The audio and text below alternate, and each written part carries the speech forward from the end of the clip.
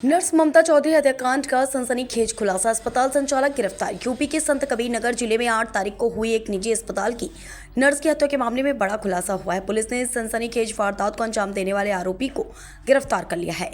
चौंकाने वाली बात यह है कि हत्या का आरोपी कोई और नहीं बल्कि खुद अस्पताल का संचालक निकला है। संत कबीर नगर के टेमा रहमत चौराहे स्थित sons hospital and trauma centre में कार्यरत 25 वर्षीय नर्स ममता चौधरी की हत्या के मामले में पुलिस ने तेजी से कार्रवाई करते हुए आरोपी रामजीत भारती उर्फ रामजी राव को गिरफ्तार किया। आरोपी को कोतवाली खलीलाबाद क्षेत्र के कांटे हावी के पास से पकड़ा गया। उसके कब्जे से 2 मोबाइल फोन और अस्पताल का सीसीटीवी डीवीआर भी बरामद हुआ। पुलिस पूछताछ में आरोपी ने स्वीकार किया कि उसका ममता से प्रेम संबंध था, लेकिन हाल ही के दिनों में ममता की नजदीकी अस्पताल के ही एक अन्य कर्मचारी अभिषेक से बढ़ने लगी थी।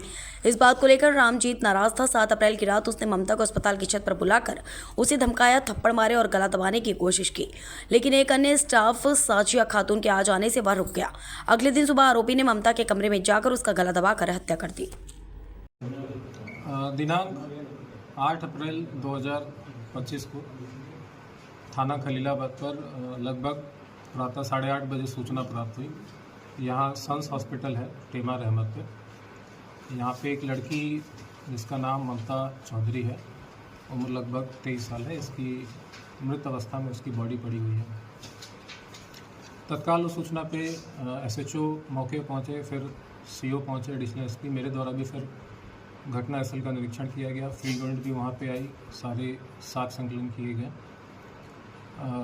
परिवार वाले बहुत ज़्यादा अग्रेसिव थे। उनके आशंका थी कि जो मृतका है इसके साथ कोई अनहोनी घटना घटित हुई है, इसकी नेचुरल डेथ नहीं है, इसको हत्या इसके साथ कारित की गई है। सूचना पे तत्काल फैमिली को कन्विंस करते हुए बॉडी को पोस्टमार्टम हेतु मॉर्चरी भेजा गया। पोस्टमार्टम में हमने ये इंश्योर किया कि पूरी पोस्टमार्टम की कार्रवाई वीडियोग्राफी के साथ होगी। साथ ही हमने सीएमओ साहब से रिक्वेस्ट किया कि जो टीम हो, पैनल की एक टीम हो जिसमें विशेषज्ञ डॉक्टर हो जो अपने अपनी ओपिनियन दे सकें। इसमें 4 डॉक्टरी की एक स्पेशल पैनल बनाया गया और पूरी पोस्टमार्टम की कार्रवाई की गई वीडियोग्राफी के साथ। उस पूरी पोस्टमार्टम की कार्रवाई में ये सामने आया, जो कॉज ऑफ डेथ है वो थ्रॉटलिंग आया, और उसमें जो इंजरीज थे उसमें गले पे जो उसका हाइड बोन है उसको टूटा हुआ पाया गया।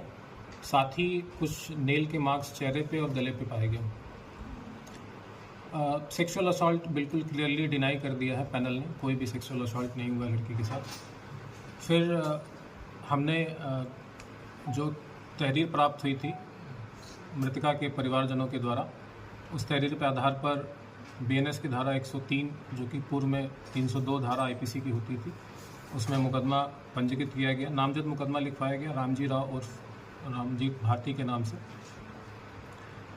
मेन एक्यूज को फिर हिरासत में लिया गया। पुलिस ने इनसे डिटेल में इंटरोगेशन किया, उसकी सीडीआर रिपोर्ट निकाली, और जो वहाँ हॉस्पिटल पे सीसीटीवी कैमरा था वो सीसीटीवी कैमरा डीवीआर के साथ पूरा उसका एक सेकेंड का पूरा वीडियो खंगाला गया।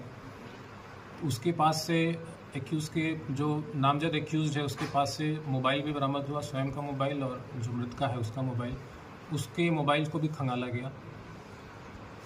पूरी जांच में ये सामने आया कि जो इनकी आपस में मृतका और जो रामजीत भारती आपस में इनके काफ़ी समय से मधुर संबंध थे।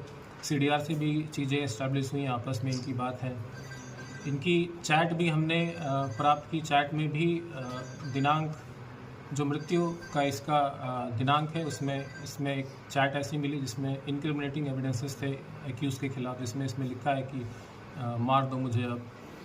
साथ ही जो सीसीटीवी फुटेज हमने वहाँ से बरामद किया उसमें कई जगह पे छेड़खानी हमको मिली, कई उसमें मिसिंग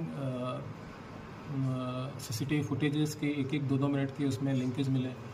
मॉर्निंग के समय 7:03 से लेकर 7:23 तक पूरा 20 मिनट का जो अंतराल होता है वो पूरा सीसीटीवी फुटेज का गायब मिला। जो एक्यूज़ का मोबाइल था उसमें से कई मैसेजेस पूरे तरीके से डिलीट पाए गए। तो ये सारे चीज़ें बहुत ही ज़्यादा इंक्रिमिनेटिंग थी एक्यूज़ के खिलाफ। फिर एक्यूज़ से भी इसके संबंध में जब गहनता से पूछताछ की गई, एक्यूज़ ने अपनी पूरी घटना कैसे उसने कारित की उसने बताया कि दिनांक 7 अप्रैल यानी घटना की पूर्व रात्रि में लगभग 8 से 9 के बीच में इसके बीच में और मृतका के बीच में ऑल्टरकेशन हुए थे छत के ऊपर। लगभग 16 से 17 मिनट तक ये लोग छत पे रहे। वहाँ पे इनके बीच में गाली गलौज मारपीट भी हुई। इसमें इसने गला भी दबाया था एक्यूज़ ने इसका। फिर हॉस्पिटल की एक स्टाफ है फ़ातिमा, वो बीच में आ गई, तो उसने फिर वो घटना जो उनके बीच में हो रही थी वो बीच में रुक गई। फिर तीनों फिर छत से उतर गए। उसके बाद घटना का इसने बताया कि मॉर्निंग 7 o'clock इसने पूरे प्लान तरीके से जो CCTV वहाँ पे मौजूद है पहले उसने उसको बंद किया। फिर उसके जहाँ मृतका सो रही थी उसके कमरे में गया, उसमें इसकी घटना कारित करने के बाद बाहर निकला और चूँकि जो दरवाज़ा है वो हार्डली 6 फीट का है, इसने फिर उचक के उसको बाहर से ही दरवाज़ा बंद कर दिया और फिर वापस आके अपने जगह पे सो गया। तो ये पूरा एक प्लान तरीके से इसने घटना कारित की है। अभी इसमें जो एक्यूज़ के और जो मृतका के मोबाइल एक्यूज़ के पास से बरामद हुए हैं, इसमें कई एविडेंसेस मिसिंग हैं, कई मैसेजेस डिलीट कर दिए हैं, कई चीज़ें उसमें से डिलीट पाई गई हैं। इसको फॉरेंसिक लैब हम भेज रहे हैं। फॉरेंसिक लैब से जब चीज़ें रिकवर होंगी तो और भी इसमें एविडेंसेस इस्टेब्लिश होंगे। इस घटना में अभी और भी अगर कोई लोग शामिल होंगे तो वो उस मोबाइल का जो एविडेंस है वो बहुत क्रूशियल होगा। वो इसको क्लैरिटी को पुलिस के सामने, विवेचक के सामने लाएगा। इसके अलावा ये भी संज्ञान में आया है कि जो इसने हॉस्पिटल संचालक ने जो अपना हॉस्पिटल का रजिस्ट्रेशन करा रखा है उसमें भी कई अनियमितताएँ हैं। इसमें जिस डॉक्टर के नाम इसने दिखा रखे हैं फुल टाइम डॉक्टर, ये बिल्कुल भी फुल टाइम डॉक्टर नहीं है। इसने स्वयं स्वीकार किया है कि महीने में कभी एक बार आते हैं। साथ ही जो उसमें फार्मेसी के जो उसने स्टाफ दिखा रखे हैं उस फार्मेसी के कोई भी स्टाफ वहाँ पे मौजूद नहीं मिला। इनफैक्ट जितने भी स्टाफ मिले उसमें से किसी का भी नाम इसमें रजिस्ट्रेशन में नहीं था।